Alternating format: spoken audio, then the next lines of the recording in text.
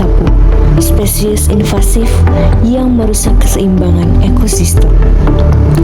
Ikan sapu-sapu termasuk spesies asing invasif karena tidak memiliki predator alami. Populasinya berkembang pesat dan mengancam ikan-ikan lokal.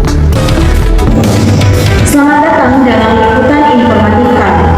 Belakangan ini, keberadaan ikan sapu-sapu di berbagai perairan Indonesia mulai mendapat perhatian masyarakat dan para pemerhati lingkungan. Ikan yang awalnya dikenal sebagai pembersih akuarium ini, kini justru dianggap sebagai spesies invasif yang dapat mengancam keseimbangan ekosistem sungai dan danau. Danau Tondano yaitu danau terbesar di Sulawesi Utara, di mana danau Tondano ini sebagai sumber kehidupan ribuan nelayan selama ratusan tahun.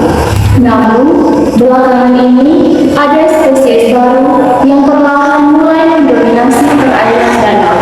Spesies yang awalnya dianggap tidak berbahaya, bahkan pernah dipelihara sebagai ikan hias di akuarium rumah. Dalam beberapa waktu terakhir, ikan invasif ini semakin sering ditemukan memenuhi perangkap dan jala para nelayan di Danau Tondano. Bukan keuntungan yang mereka dapatkan, melainkan keresahan. Para nelayan mulai mengeluh berkurangnya hasil tangkapan ikan lokal dibandingkan sebelumnya. Ikan sapu-sapu sebenarnya berasal dari Amerika Selatan dan awalnya dipelihara karena kemampuannya membersihkan lumut di akuarium. Namun, akibatnya pelepasan ke alam bebas dan kemampuan adaptasinya yang tinggi, ikan ini mulai menyebar ke berbagai negara, termasuk di Indonesia. Di Indonesia sendiri, ikan sapu-sapu kini dapat ditemukan di berbagai sungai dan danau. Populasinya terus meningkat karena mampu bertahan di kondisi air yang keruh, minim oksigen, bahkan tercemar. Tidak hanya itu, ikan ini juga berkembang biak dengan sangat cepat, sehingga jumlahnya semakin sulit dikendalikan. Para ahli dan masyarakat mulai khawatir karena keberadaan ikan sapu-sapu ini diduga mengganggu keseimbangan ekosistem perairan. Mereka lebih saing dengan ikan lokal dalam mendapatkan makanan, merusak habitat dasar perairan, bahkan mempengaruhi kehidupan para nelayan yang bergantung pada danau ini. Fenomena ini tentu menimbulkan pertanyaan besar, seberapa serius dampak invasi ikan sapu-sapu terhadap ekosistem Danau Tondano, dan langkah apa yang sudah dilakukan masyarakat maupun pemerintah untuk mengatasi masalah ini. Baik, untuk mengetahui informasi lebih lanjut, ada rekan kami yang sudah berada di Danau Tondano.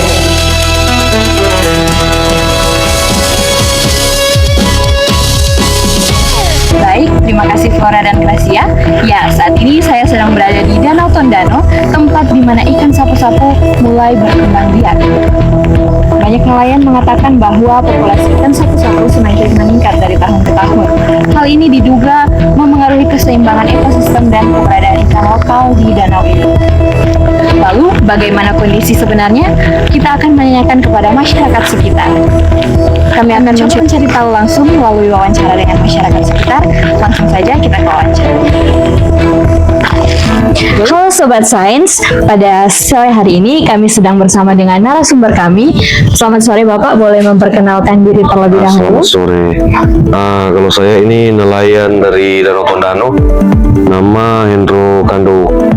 Ya, kalau boleh tahu Bapak sudah berapa lama menjadi nelayan di sekitar sini? Jadi nelayan di sini dari masih remaja.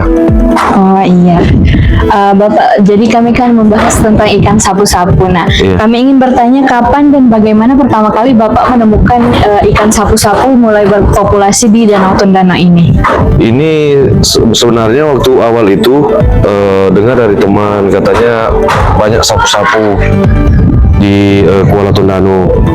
Nah, kemudian beberapa beberapa tahun kemudian itu sekitar tahun 2019 dapat satu perangkap dapat satu karena di daerah Danau Tondano kan masih kurang, paling banyak itu di Kuala Tondano. Nah terus udah 2025 itu katanya banyak sekali ikan sapu-sapu di Danau Tondano sama di Kuala Tondano. Nah kita diskusikan sama teman bagaimana dia punya cara agar ikan ini tidak berkembang biak lebih banyak lagi. Dia punya cara itu kita harus tangkap dan buang. Kalau tidak ada yang tangkap, nanti beberapa tahun lagi populasi ikan ini akan meledak.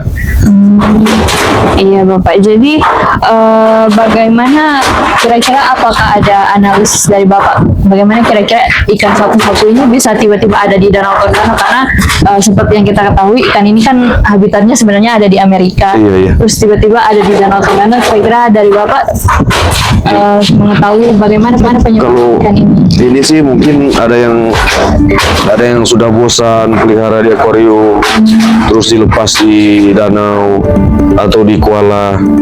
Nah dari Kuala itu jadi banyak, mungkin dari Kuala Tondano dia punya pusat, orang ada lepas itu ikan gitu, karena paling banyak yang ada sekarang di Kuala Tondano.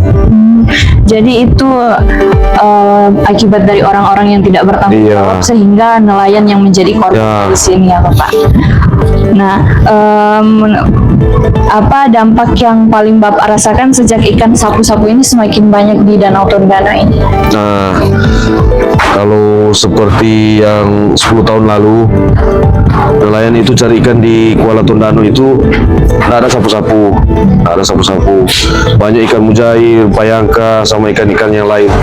Tapi sekarang kalau tanam pasang jaring di Kuala Tondano nggak akan dapat ikan lain lagi, karena paling banyak itu ikan sapu-sapu. Sudah populasinya sudah sangat over di sekitar sini ya. Nah, selain terhadap ikan lokal, apakah ada dampak terhadap lingkungan danau atau kehidupan masyarakat di sekitar danau di sini, Bapak?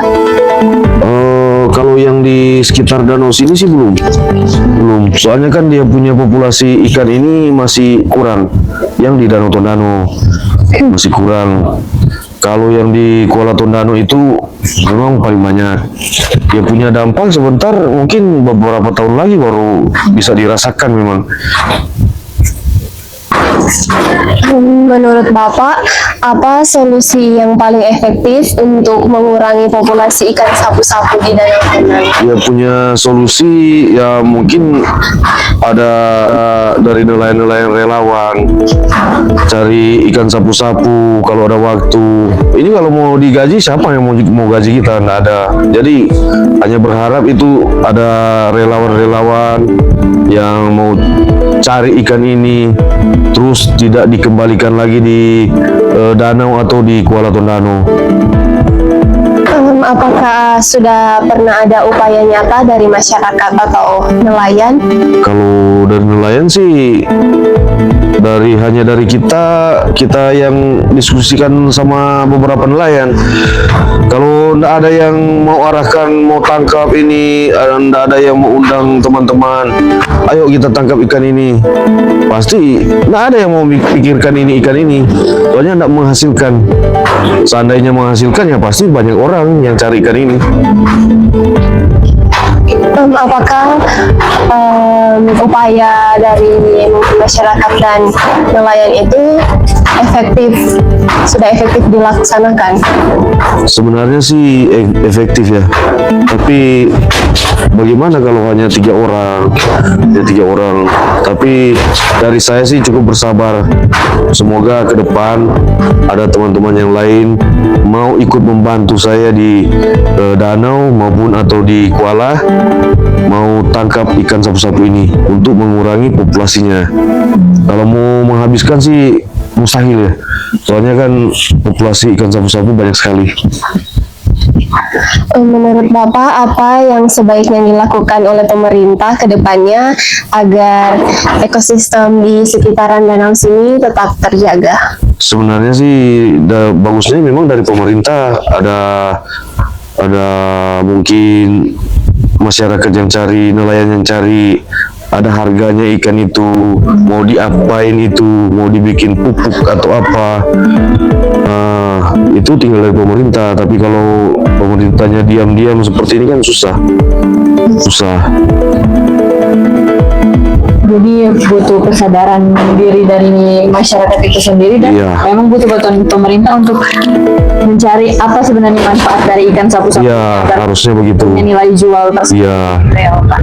Oke Bapak, sepertinya sekian dari kami. Harapan untuk kondisi Danau Tondano di masa depan dan pesan untuk masyarakat agar peduli terhadap Nah, buat teman-teman nelayan, kalau lihat sampah-sampah yang ada di Danau Tondano, tolong diangkatlah, jangan cuma lewat-lewat.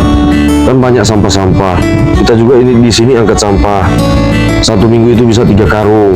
Nah, kalau untuk mengenai ikan sapu-sapu, nah semoga ke depan banyak teman-teman yang bisa bantu dan bersama pemerintah juga bisa membantu masyarakat, bisa membantu nelayan yang ada di Danau Tondano untuk membasmi atau mengurangi populasi ikan sapu-sapu. Mungkin seperti itu. Oke baik, terima kasih Bapak sudah bersedia untuk kami wawancarai. Permasalahan ikan sapu-sapu di Danau Tondano menunjukkan bahwa lingkungan bisa rusak akibat tindakan manusia yang tidak bertanggung jawab